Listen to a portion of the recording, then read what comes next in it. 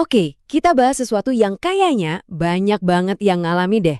Punya penghasilan gede, tapi kok rasanya dompet bocor terus. Ini tuh dilema yang aneh banget. Logikanya, gaji naik, harusnya hidup makin tenang kan? Tapi buat banyak orang rasa aman secara finansial malah makin jauh. Pernah gak sih ngerasain kayak gini? Gajian masuk, rasanya cuma numpang lewat doang di rekening. Tahu-tahu udah akhir bulan lagi. Terus kita cuma bisa garuk-garuk kepala sambil mikir, duit gue kemana ya? Kalau pernah, Anda nggak sendirian. Justru inilah inti masalah yang mau kita bongkar bareng-bareng. Yap, kita mulai dari sini. Fenomena ini ada namanya loh, paradoks penghasilan tinggi. Aneh kan kedengarannya? Harusnya kan gaji lebih besar sama dengan hidup lebih stabil. Tapi ironisnya yang terjadi seringkali kebalikannya. Banyak banget yang justru ngerasa stres soal duitnya, malah makin parah waktu pendapatan mereka naik. Nah, ini nih, kutipan dari buku klasik The Millionaire Next Door ini benar-benar kayak nampar kita. Intinya apa sih? Kekayaan yang sejati itu bukan soal seberapa gede gaji kita atau seberapa kinclong mobil kita, bukan itu. Kekayaan itu ternyata dibangun dari kebiasaan, dari cara kita ngelola uang, bukan cuma dari angkanya. Dan paradoks inilah yang akhirnya sering banget ngejebak kita di siklus yang sama terus-menerus. Siklus gaji ke gaji. Sebuah kondisi yang bikin napas sesak di mana semua pemasukan itu habis bahkan sebelum tanggal gajian berikutnya tiba. Nggak ada ruang buat napas sama sekali. Pertanyaan besarnya sekarang, kenapa sih ini bisa terjadi? Kenapa kita dengan pendapatan yang mungkin udah lebih dari cukup justru gagal total dalam mengelola uang? Oke, sekarang kita geser pembicaraannya. Dari cuma tahu apa masalahnya, kita coba gali lebih dalam mengapa ini terjadi lagi dan lagi. Jawabannya, ternyata ini tuh bukan cuma satu masalah. Ini seperti badai yang datang dari berbagai arah. Mulai dari pemahaman kita soal duit yang minim banget, terus ada jebakan-jebakan psikologis di kepala kita sendiri, ditambah lagi kita dibombardir terus-terusan sama budaya konsumtif.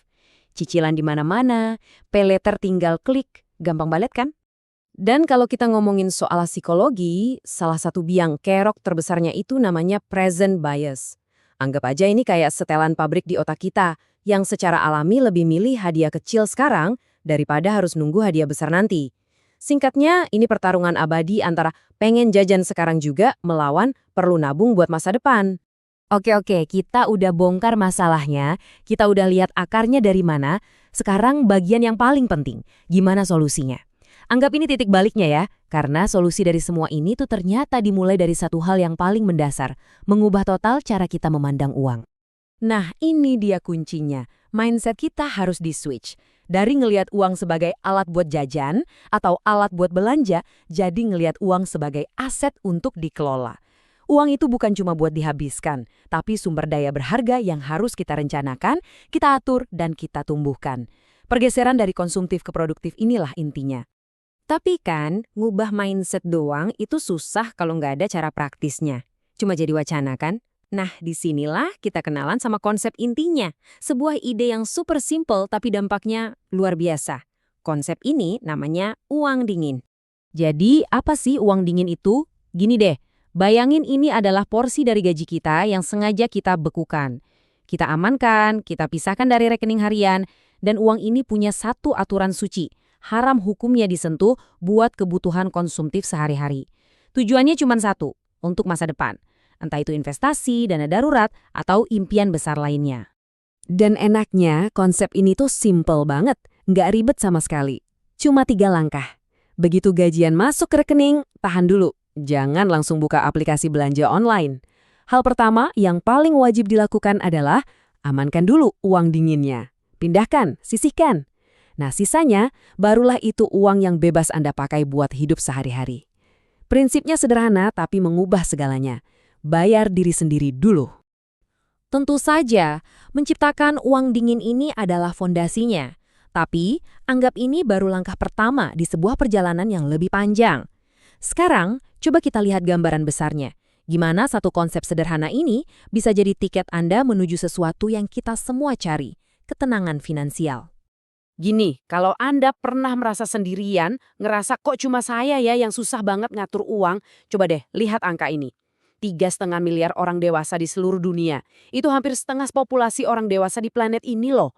Mereka kurang melek finansial. Jadi ini bukan masalah personal Anda saja, ini masalah global. Anda tidak sendirian. Nah, ini nyambung banget. Data ini nunjukin betapa pentingnya melek soal duit. Menurut data OECD, orang yang paham soal uang kemungkinannya 72% lebih tinggi buat bisa nabung rutin. Bayangin, 72%. Itu bukan beda tipis, itu beda banget. Ini bukti nyata kalau paham dan menerapkan konsep seperti uang dingin, itu benar-benar bisa mengubah nasib keuangan kita. Jadi, kalau kita tarik benang merahnya, apa sih yang perlu banget kita bawa pulang dari obrolan ini? Ada 4. Pertama, stabilitas finansial itu soal kebiasaan, bukan soal besaran gaji. Kedua, kita harus sadar ada musuh dalam selimut di otak kita, namanya present bias. Ketiga, langkah paling nyata yang bisa kita mulai hari ini adalah menciptakan uang dingin. Dan yang terakhir, ingat, ini maraton, bukan sprint. Prosesnya butuh waktu, jadi nikmati saja perjalanannya. Oke, sebagai penutup, saya mau tinggalkan satu pertanyaan buat direnungkan. Bukan untuk bikin cemas ya, tapi untuk jadi pemicu. Coba deh, malam ini sebelum tidur, tanya ke diri sendiri dengan jujur. Seberapa banyak uang dingin yang sudah benar-benar saya siapkan untuk diri saya di masa depan?